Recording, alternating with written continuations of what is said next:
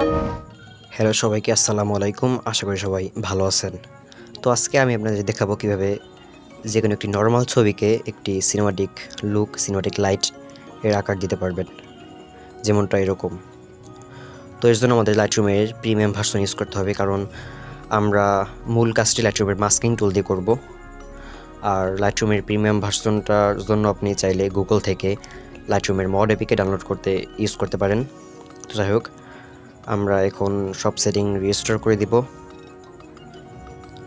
ওকে, তো এই জন্য প্রথমে আপনার ছবিটার বেসিক অ্যাডজাস্টমেন্ট বা কালার কারেকশন করে নিতে হবে। তো এই জন্য আমরা প্রথমে লাইট দিয়ে শুরু করছি।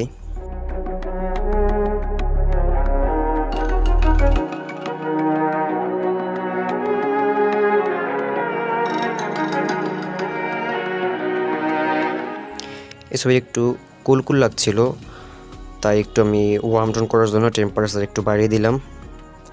তবে এখনও যে কাজগুলো করছি সেগুলো হচ্ছে লাইটরুমের বেসিক অ্যাডজাস্টমেন্টেরই। মূল কাজ শুরু হবে লাইটরুমের মাস্কিং টুল দিয়ে। ছবিটার ভাইব্রেন্সটা বাড়িয়ে দিলাম, স্যাচুরেশনও কিছুটা বাড়িয়ে দিলাম। ওকে, ছবিটার ক্লারিটি আমরা একটু কমিয়ে টেক্সচারটা হালকা বাড়িয়ে দিব। ওকে, আমরা এখন কালার গ্রেডিং করব না। তো এখন আমরা সরাসরি লাইটরুমের মাস্কিং টুলে চলে যাব, কারণ আমরা মাস্কিং টুল দিয়ে এখানে একটি ফেক লাইটের মতো একটি আলো দিব, যেটি রিয়েলিস্টিক মনে হয় এবং একটি সিনেমাটিক ভাইব আসে। কারণ ছবিটা এখনও নর্মাল লাগছে, সিনেমাটিক লাগছে না। তো আমরা লাইটরুমের মাস্কিং টুলের কাজ শুরু করব। তো আমরা রেডিয়াল গ্রেডিয়েন্ট দিয়ে শুরু করব। আমরা এটার ফিদার 76 হ্যাঁ 76% করে দিলাম, এতে এটা একটু স্মুথ লাগবে। ওকে, দেন এটা এখানে রেখে আমরা এটা টেম্পারেচার একটু বাড়িয়ে, লাইটের মতো বা সূর্যের মতো কিছু একটা আসতেছে, সো আমরা ডিএসটা কমিয়ে দেবো যাতে এটা অনেকটা স্মুথ লাগে। তো যাই হোক, এবার আমরা কালার অপশন থেকে আমরা 50-এর কাছাকাছি রেখে স্যাচুরেশন একটু বাড়িয়ে দেবো যাতে হলুদ লাইটটা একটু বেশি স্যাচুরেটেড লাগে। ওকে, দেন আমার টেম্পারেচার এখানে 68। ওকে, এবার আমরা আরেকটি মাস্কিং টুল নিব, রেডিয়াল গ্রেডিয়েন্ট। এবার আমরা এটাকে ছোটো রাখবো। সো এখানে টেম্পারেচার একটু বাড়িয়ে দিলাম। এবার আমরা এখানে একটু এক্সপোজার বাড়িয়ে দেবো যাতে এটা একটু লাইটটা বেশি মনে হয়। ওকে, আর একটা রেডিয়াল গ্রেডিয়েন্ট নেব। আর হ্যাঁ, এই সম্পূর্ণ কাজটি ছবির উপরে নির্ভর করে আপনার ছবিটি কেমন। আরেকটি মাস্কিং টুল নিয়ে এটা আবার একটু ডিএস করে দিব। ওকে, ক্লারিটি কমিয়ে এটার এক্সপোজ একটু বাড়িয়ে এটা টেম্পারেচার একটু বাড়িয়ে দেবো। লাইটটা আগের চেয়ে অনেকটা রিয়েলিস্টিক লাগছে এবং অনেকটা স্মুথ লাগছে। ওকে, এবার ঠিক আছে। এবার আমরা আরেকটি রেডিয়াল গ্রেডিয়েন্ট নিয়ে এবার আমরা এটি বড় আকারে নিব। বড় আকারে নিয়ে এখান থেকে ইনভার্স করে দিব, এই ডিলেটের উপরে যে ইনভার্স অপশনটা। ওকে, এবার আমরা এক্সপোজে গিয়ে এক্সপোজার একদম কমিয়ে দিব, যেন মনে হবে লাইটটা এদিক দিয়ে আসছে এবং বাকি সব অন্ধকারে লাগছে এরকম। সো এক্সপোজ আমরা কমিয়ে দিব। সো এটা অ্যাডজাস্ট করতে হবে, রাইট। ওকে, সো এবার লাইটরুমের ভিগনিটি টুলে চলে যাব এবং এটা স্মুথ করার জন্য মিড পয়েন্ট 25, ফিদার 75 রেখে হাইলাইটটা একটু বাড়িয়ে 40-এর কাছাকাছি রেখে ভিগনিটা একটু -7, এটা ঠিক আছে। ওকে, সো ছবিটা দেখুন আগের চেয়ে অনেকটা অলরেডি চেঞ্জ হয়ে গিয়েছে। এবার টোটাল ছবিটার আমরা এক্সপোজার বাড়িয়ে দিব +20। ওকে, এবার আমরা এটি আরেকটু ডার্ক করার জন্য আমরা এটার ফিদার 50 রেখে আবার ইনভার্স করে